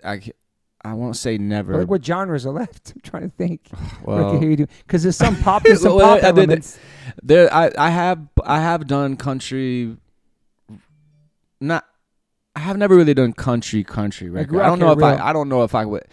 I don't know yet, man. It maybe someday. I don't want to turn into like Dewey Cox. You know what I mean? Where I've got like. I've just touched every single genre. It's got to be a story behind it. There has to be some sort of connection with what, how I grew up, where I'm from, and what I listened to growing up. I wouldn't step outside of that. Like, I'm not going to go do some, like, classical, shit like that. But, or fuck it, maybe I will. I don't know. I just feel like for you, there's, like, the sky's the limit. Like, you do anything, and people won't be shocked. Like, yo, this is him. This is one of his personalities. This is one of his things he's into. That part is also like I'm relishing in that in these days because I know that I have done that, and that gives me such a freedom. Like I'm not afraid of shocking people anymore because it's not a shock anymore. It's become part of who I am is to expect new things. I love that, and it gives me a lot of freedom, man. Like. Anything goes, and my fans are not going to be like shocked by it. They're just going to love it or not, or take it or leave it or whatever. But at least they know that they can always expect to be surprised. You can do it. I think you could do whatever you want, and there's like no boundaries for you. Mm-hmm. And it's cool you have a fan base that supports that, and they're like stoked on it. Yeah, that's hard to find, especially with like different sounds and styles that you do. It's cool, man. Yeah, thank you. You feel like you're in a good place in your life right now? Yeah, man. I'm really settled into this. I'm settled into all the things that we've watered in the garden, so to speak, over the years. Yeah, they're healthy. There were times we didn't know if they would survive, so to speak, but it's all healthy and it's starting to make more sense. Like. And working on not just music, but the Slamerican brand, and it's a brand and label. It's everything, right? Yeah, it's a culture brand. Like it's awesome. Just, we do a little bit of doing everything. That for so long too. Yeah. But I own a screen printing company in Nashville as well. You do all your own merch. You print all your. Yeah, wow, that's cool. Do all my merch and damn. Do stuff for other artists as well and. That's companies cool. and then Creekwater Whiskey, of course. The whiskey company is doing really well, and so just kind of settling into it, man, and owning it, appreciating all the hard work. Yeah, but still hungry, but it's not like show up at Funk Master Flex's studio and freestyle to try to prove that I'm good type of work. No. That's a rap. I do that on my own. Yeah. I don't have to fight that battle anymore. It's more like a celebration of what has been done and then using all that as fuel to do what's coming next. Yeah, I think that's freaking awesome. And also you're a dad too, and so is it balancing that too, being an artist, musician, traveling? You have 3 kids. Man, my kids honestly, and they're older too. So. Yeah. Well, my kids just grew up. Dad was always going. From day one. But we didn't have a choice. They didn't have a choice, and did you bring them on tour? Sometimes. Nice. Yeah, sometimes I did. But my kids, I'll just say this: my kids know me. They know who I am, and they also know where we come from. And again, that's also like that relationship has gotten better as they've got older. Yeah, because makes sense. It takes a while to understand where all that rent money, Christmas money, birthday money, whatever you need money's coming from. Exactly. And how it's obtained. And this is why he's gone. And how hard it is to get it. Yeah. This is why he's on tour for this long. This is what he's doing. Yeah. Yeah. So, that understanding has helped bond our relationship, stronger. But yeah, being a father, it just kind of fueled it all, It was like, I have to do this, man. I have to. And it's not just you. It's like, the kids are counting on me. And man, and hard, dude. Hard to leave them. Oh, real yeah. hard, He got man. 3. It's fucking, one's hard for me, yeah. I mean, that shit's crying at the door. Same, bro. Like, even still, I would get emo doing that shit. But then coming home, bro, it's the most amazing thing. Yeah. Coming home to them, they're coming home to love. They're waiting for you, and fuck. Yeah.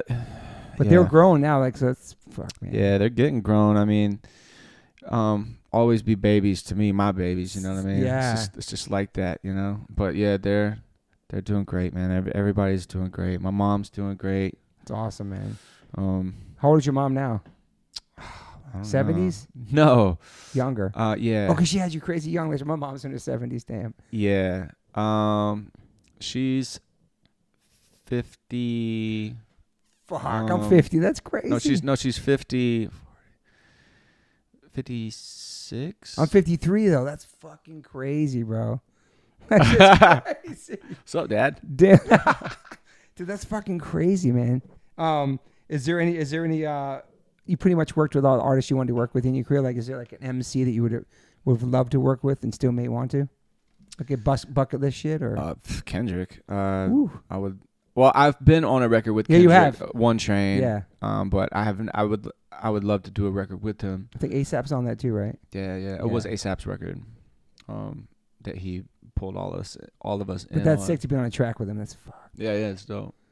So Kendrick. I'll tell you what. I've got some features on this new record. Okay, cool. That are nice. That are gonna. Yeah. That's awesome. Yeah. I mean.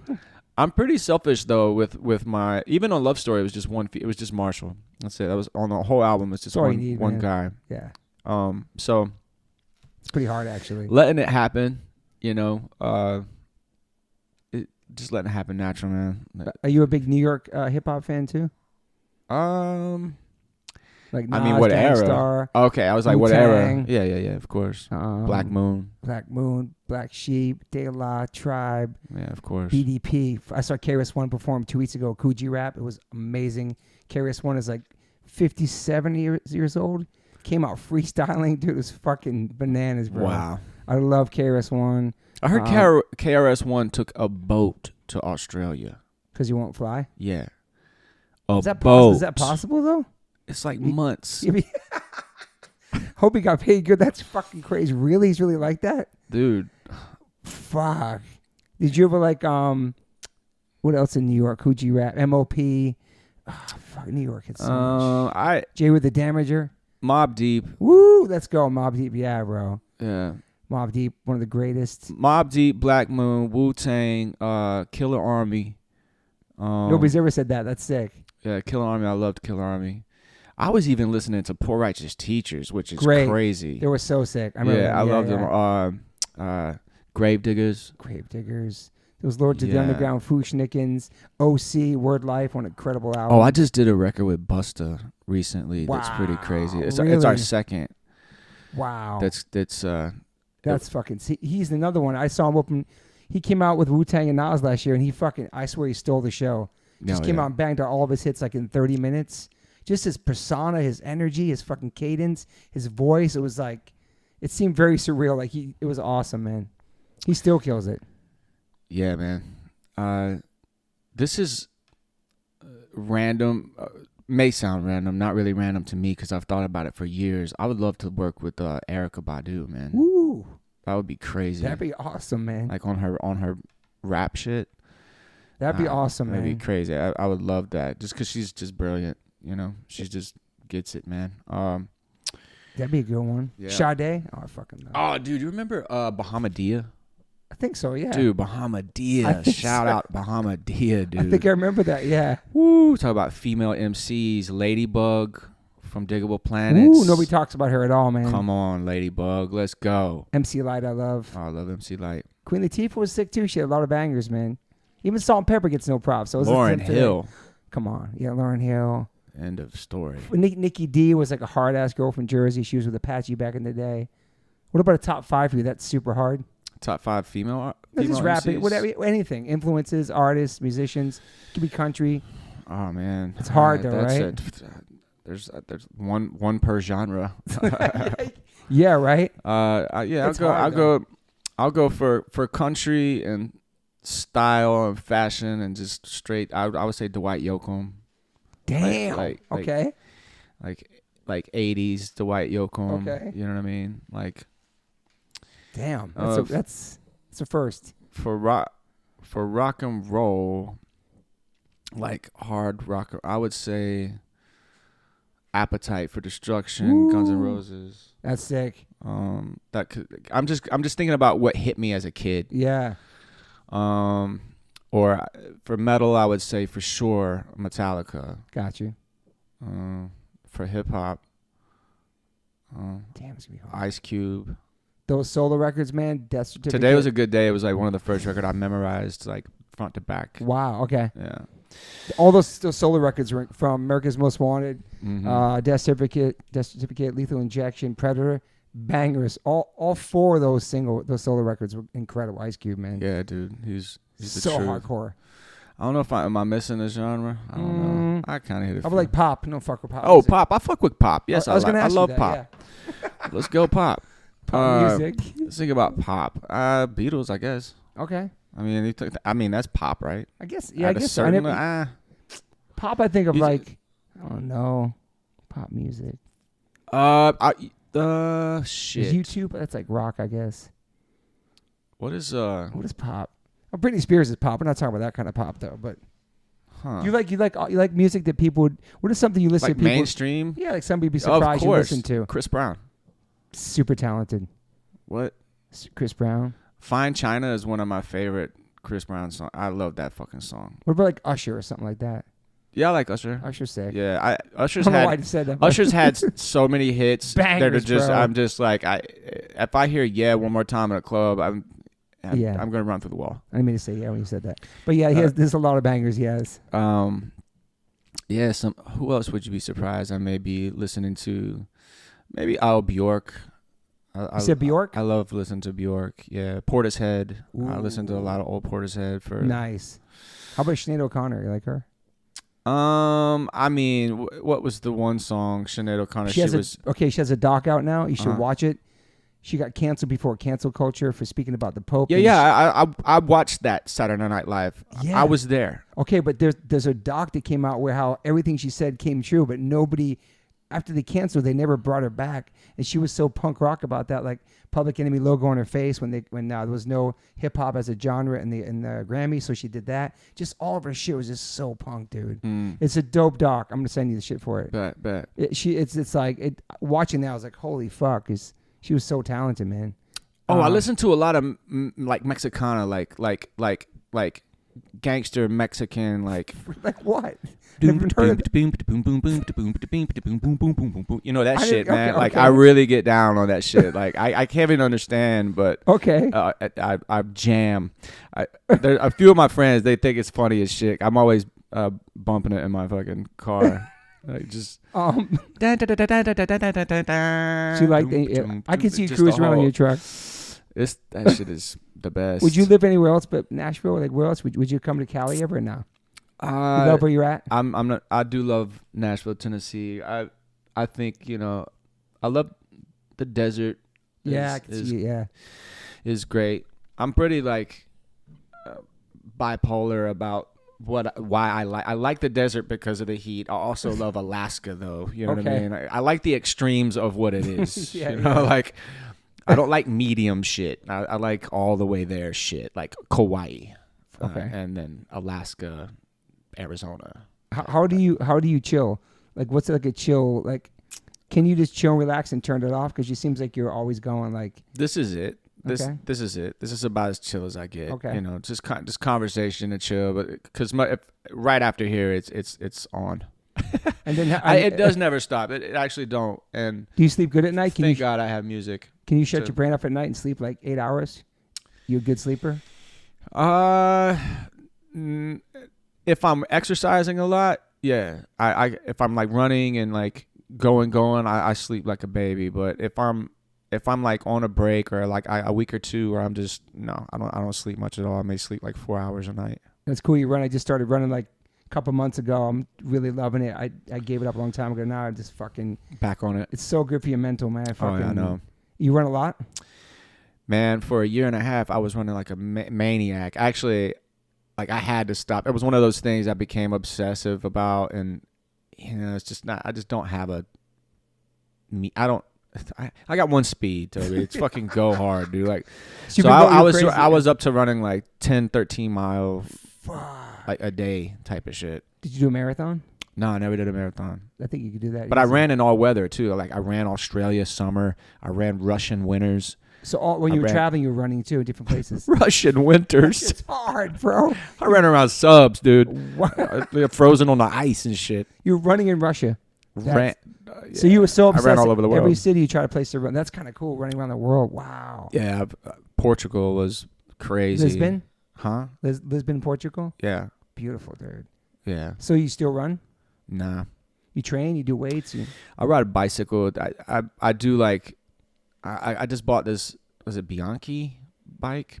It's like the Lambo of bikes. It's ridiculous. So I do that. And then I train here and there. But if I'm like working in the studio, I'm burning so many calories and just pacing and writing and performing for 12, 13-hour work days and shit that working out is just extra, you know. Are you a coffee person in the morning? Oh yeah, you? I go back and forth. I have like love-hate, man. It fucks me up, fucks my stomach up, makes me shit it's all kinds of things for me, man. Shit your pants. Yeah, jittery and shittery. That's what I call it. I got decaf. I don't know. Sunday scaries. Yeah, it was something for me. I try to do more tea now, but like, yeah, you do a lot of coffee? Oh yeah, dude. Every day. Oh, you kidding? Even late in the afternoon? Because it's supposed to. No, I have a cutoff. I have a cutoff. Like, you know, my routine when I'm like not working as of lately. Speaking of exercise, it's like golf. We talked about that before. Yeah. Obsessed. You're hard in golfing. I've had 2 golf injuries already, and I've only been playing for not even a year. Wow. You love it. Oh, dude, I'll play 36 holes alone. You know what I mean? Like I have to learn how to play versus DJ Khaled's going to happen. It's going to happen. You've been challenging him. Let's see what happens. Khaled don't want it. So you love golf, and that's probably like a good stress relief, a good hang. Yeah, I've tried a couple of times, but my son's into it now too. Yeah. Oh man, do it. That's. What do you think you love about it so much? Good. What do you love about it? You think? Well, first of all, it's hard. It's the hardest thing you'll ever do, and so there's that. There's also I didn't really have a hang for me and my friends. It was only the studio or the bar. That makes sense. Or we didn't have anywhere to go. Yeah. A dinner here and there. This is like that camaraderie is back. That shit talking. It's like being with your homies on the streets again. You know. But it's more adult. It's more adult. And the other fun part is I bring goons to the golf course, man. Like it's just face tat, just blasted. They're out there sagging with, you know. Sagging in nice, playing loud music, you know, just having a blast. But you're wearing the golf clothes. Oh, golf fashion that's another. I saw they dropped some Jordan ones. Golf fashion's the most fun, dude. You just get out there, look like a fucking snow cone. Just have fun, man. Astro pops. It gets pretty hot out there too, where you live too. Probably playing that. It does. Nashville gets hot, but it also gets brutally cold. Ooh. We don't have good winters for golf at all. And then what about skating? When was the last time you did a kick flip or? The last kick flip. Or just anything. Last time you skated. Last time I skated was with. Thank you. That's last time. Well, I used to be all right, but last time I skated was Zared Bassett, and in Nashville, Tennessee, around the Plaza. I grew up skating Legislative Plaza, which is legendary spot, marble heaven. Wow. Just a. Is it still football there? Fields of marble. Okay. Oh yeah, it's still there. There's a police precinct underneath the marble. Has it always been there? Or just always been there. That's crazy. So it's man. a bust. You gotta you gotta get it in and dip. They're probably so sick of that shit. Yeah. They just they. But yeah, no, I haven't skated since last little session with Zared, which was about 9 months ago or whatever. You still love it? I love it. Like I like not doing it. Yeah, I like Nija's last part. By the way, have you seen it? No. Jesus, I'll check dude. it out. It's called I need that. I Okay. think I need that. I'll look it up. Man, come on. But yeah, him and Milton Martinez. I'm keeping up with Milton Martinez a lot. So you're checking for you like. I watch skateboarding typically like every day. Okay, so yeah. some sort of clip on YouTube. I'm usually like going in and watching, And keeping up with my buddy Braden level. Safransky, and still I like watch the 9 Club and just see what's going on. So many young skaters just killing it. Like just the skate tricks are it's- insane these days. It's like unreal, man. Yeah, I'm telling you, watch that. I need that part. Okay, I'm gonna check it out. I'll send you the link. You send me the link to Okay, yeah. to what you were talking. I'll send you the link to his stuff. And this one more. Well, And two Milton more. too. And You know Milton. that fucking right up here on, I think it's Sunset. That big car wash with the bank. Yeah. I know exactly what you're talking about. Milton kickflipped into it. Wow. Yeah, it's on the corner of Crescent Heights and Sunset. I know exactly what you're talking about. Yeah, he kickflipped into Holy that thing. shit. I don't even know what the spot's called, but I've been looking at. Everybody's been looking at it forever. And this is a pretty new. Okay. No, the The clip, thing's the been there clip- forever, but the The clips. clip may be like a year old now. Fuck. But it's still bonkers. He like broke his foot trying it first time and waited a year and came back and fucking pulled it like a champ. Well, fuck. I got 2 more for you, and I really appreciate your time being here, bro. man. Would you consider yourself an optimist or pessimist? What's the difference? Positive or negative? Oh shit! You never heard that before? Optimist or pessimist? Yeah, I've heard of it. I've never been. I'm just. Let's be clear. You seem like a positive person. I'm very positive, man. I always see, the win. For sure, I'm positive. Yeah, dude, you fucking been going. You never like not believed in yourself. You kept grinding your whole fucking life to where you're at. That's definitely having a positive mindset. Like, I'm gonna make this shit happen, bro. Yeah. You put that out in the world, and it fucking, PMA. Yeah, bro. That's what I'm talking about. That's your thing, It's isn't not it, mine, but Toby? I was inspired by other people. But yeah, that's I thought that was like your whole like you created. No, it. it came from Napoleon Hill in the '60s, and it came to the Bad Brains song, and then I love the Bad Brains, and it came to a whole bunch of us, next generation kids, and yeah, I love it. Yeah, man. Well, you definitely have been the champion for it. I've always thought of that when I think of you. So thank you. I don't even know when we even fucking met or how we met. Probably through Trav or Tim Millhouse. Shout out Tim Millhouse. I remember specifically famous Trav. seeing you. I don't know if this is where we met, but I feel like maybe, and it was overseas. It was at a festival. Oh wow! Yeah. Really? Yeah, we were at a festival, and like we had mutual friends, and okay, we just kicked it. I've seen you at a couple festivals where we've kicked it. But yeah, man, it's nice having you in my kitchen and talking to you. And like, we're in this pink ass kitchen right now. I wish y'all could see it. It's beautiful. Got pinstriping on the counters. Yeah, that's car pinstriping too. Oh, that's what's up, dude. Final question: do you have any regrets in your life?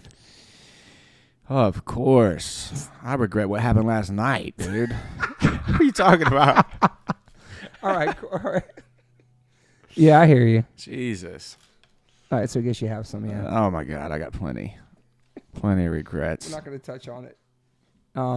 I may make daily regrets.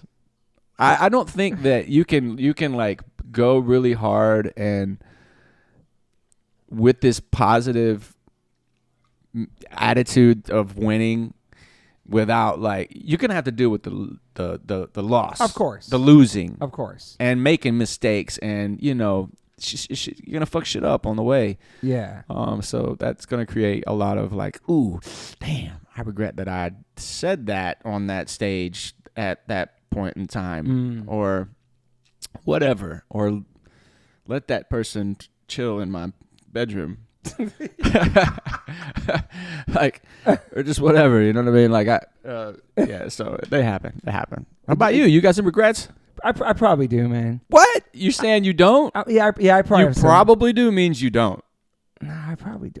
Are you one of those guys? Nobody's ever asked me that question on my own podcast, man. Maybe I should have went to college. I don't fucking know. Maybe I should.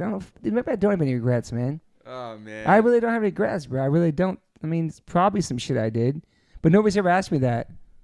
I guess everything's a life lesson, like you just said. I had to go through that to get where I'm at today. You know what I mean? You go back and you apologize to people for shit you did back then. I mean, what kind of person you used to be. If right? you're looking at it like Buddha, then yeah, everything happens for a reason, type of deal. You know, but I can't. We ain't perfect. I can't deny my guilt of bad decisions, dude. I just can't, like, because you're right. It only makes you not make the same decision again. If you don't hold anything, if you don't have any regrets, isn't that a psychopath? Maybe. Which I'm that as well. Yeah. But we're not perfect. Neither of us are perfect, no matter what. Straight edge, not. Positive, not. Like, we're not. We fucking make mistakes all the time. I'm still trying to be the best dad, the best husband I can be. Still, I've been married 28 years. Wow. Do you know what I'm saying? Congratulations, so, like, thank you. Man. Relationships are hard. They're not easy. Who are you telling? I'm the worst. Are you hopeless romantic? Terribly. Okay. I've been married twice. Hopeless. I'm just like, I'm out here just dangling. And you're single now? For the listeners? I am. I'm recently separated. Okay. That sucks. As of December, and going through it. That sucks. But I love her, and she's amazing, and I wish nothing but the best for her. It's all good. You know, we talk like adults. It wasn't no bullshit. Yeah. Know? It just came to that point. And it does suck, but we're better for it, and that's all there is to it. Yeah. You think you're ever going to be married again? I don't know, man. I don't know. I don't know. It's a possibility, but I'm not sure that I want to deal with the system anymore. You know what I mean? I'm not sure that's... You just went through, yeah. I'm not sure about that. I could tell you right now that I had got nothing like that in sight. No kind of thoughts are going through my head about that. You know, I'm just out here having fun and running my shit. You know, running my businesses, and you know, and using that new spare time to be more productive and be more available. What was the last real job you had like clocked in? Last job I clocked into. Had a boss. Whatever. Oh, it was that landscaping business right before it popped the trunk. Wow, dude. That was such a long time. Damn, that's a long fucking... He's been straight music, man. Yeah, I'm pretty awesome, man. Now I'm you know, I cut checks, dude. I got employees and shit. It's crazy, man. Just your come up, man. Just where you came from, growing up, all that stuff, and then now, man. You should be proud, man. You did a lot, man. Thank you, bro. You like inspired a lot of people, and still inspiring people, and I'm really stoked to have you in my kitchen. I appreciate your time today, and I'm glad now you really got to know you, because we've crossed paths throughout our lives and through other people, but that's why I love this pod. We can sit face to face and talk, and just, I don't know, it's just real shit, you know? Yeah, absolutely, man. This was dope. This was real dope, man. I love this setup, man. This is it. This never happens. I wish y'all could see this shit. You know, I have my. But I'm glad you can't. I know I have in my backyard. You probably don't want to do. Next time you come, I have a sauna with ice bath. You ever done that shit?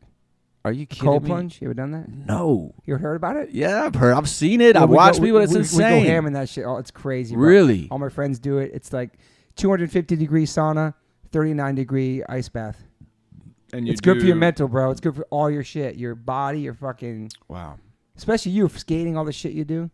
Mental. I feel like we're gonna come back someday and do a part 2. All right. One day. Cool. We're gonna catch up like a year from now or 2 and see where the fuck you're at, and you'll probably be doing all kinds of shit.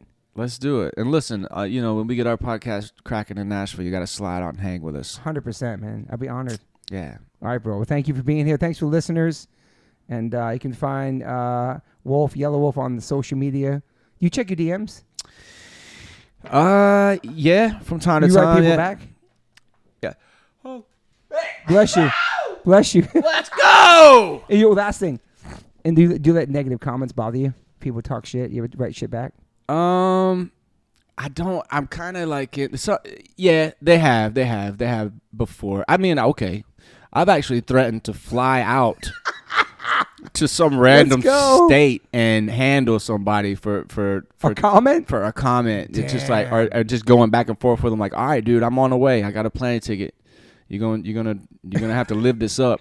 But I just didn't want to show up and it'd be like a 12-year-old girl or something who catfished me or some shit. Like, God damn it. It's hard. Do that. Sometimes those comments bother you. Like, fuck your day up. Because we are human. A bad comment sticks with me much longer than a good one. Isn't that fucked up? It is. You have 1,000 great comments and then one person says some shit. You're like. And you know what it is? I feel like because we're so passionate about what we do, this is our life, this is everything. And like, if somebody tries to say something, it just hurts. I don't know why, but it's just a fucking bot or it's a random kid, like you said. Like, it's hard to shut that out, you know? Yeah, man. It's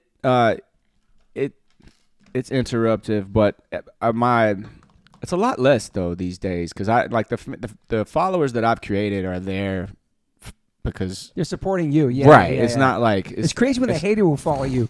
Like somebody pops shit and you're like, oh my God, that guy's following me. It's like you take your time to follow somebody you don't even like. It's like, I don't understand it. I don't know. It's crazy. I didn't have social media on my phone for 1.5 years recently. Oh, wow. Yeah, I took it completely off. How'd you feel? I mean, I was 1.5 years. Do you feel like you're missing something? Nah, man. I just chilled. I was. You had no app on your phone, nothing? Nah, I gave it up. And wow, that's fucking dope. Just went social media sober on them. 1.5 years.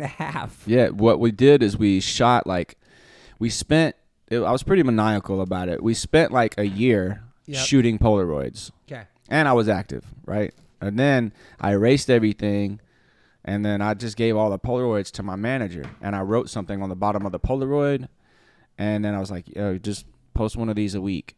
Oh, so he did that. You weren't even looking at, checking nothing. That's fucking dope. Yeah, but I stayed active, but just from afar. I didn't check in. Yeah, I feel like it'd be nice to. But now I'm back, hardcore. I mean, I'm going ham lately. And so, when will your new record come out? You think the one you're working on now? I don't know. I do. I was told not to say. Okay, that's all good. Yeah. But man, that's cool.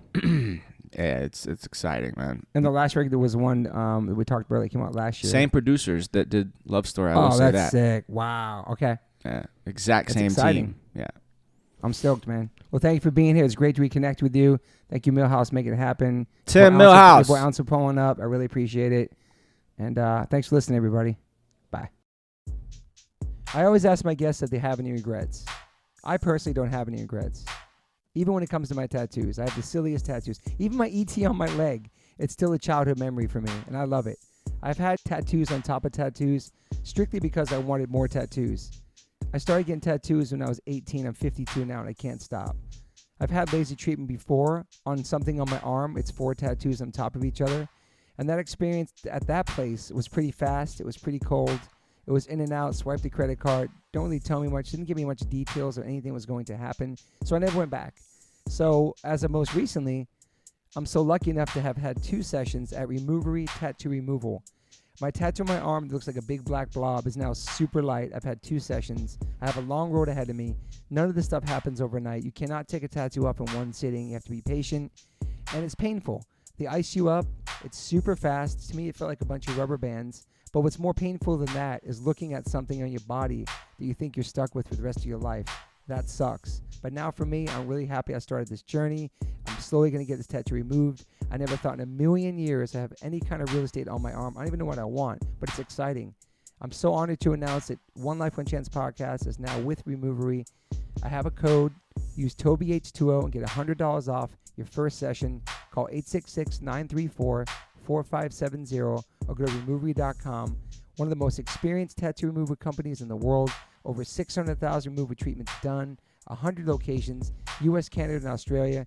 State-of-the-art peak-away laser technology. Cryo-technology to reduce any discomfort. This is so exciting for me because all I do in these podcasts is talk about tattoos, from day one, if you've been listening to the podcast, we talk about tattoos, talk about getting removed, talk about getting covered up. So this is such a perfect fit for me. Once again, go to removery.com or call 866-934-4570. Use my code TobyH2O and get $100 off. These guys are located everywhere. Try it out.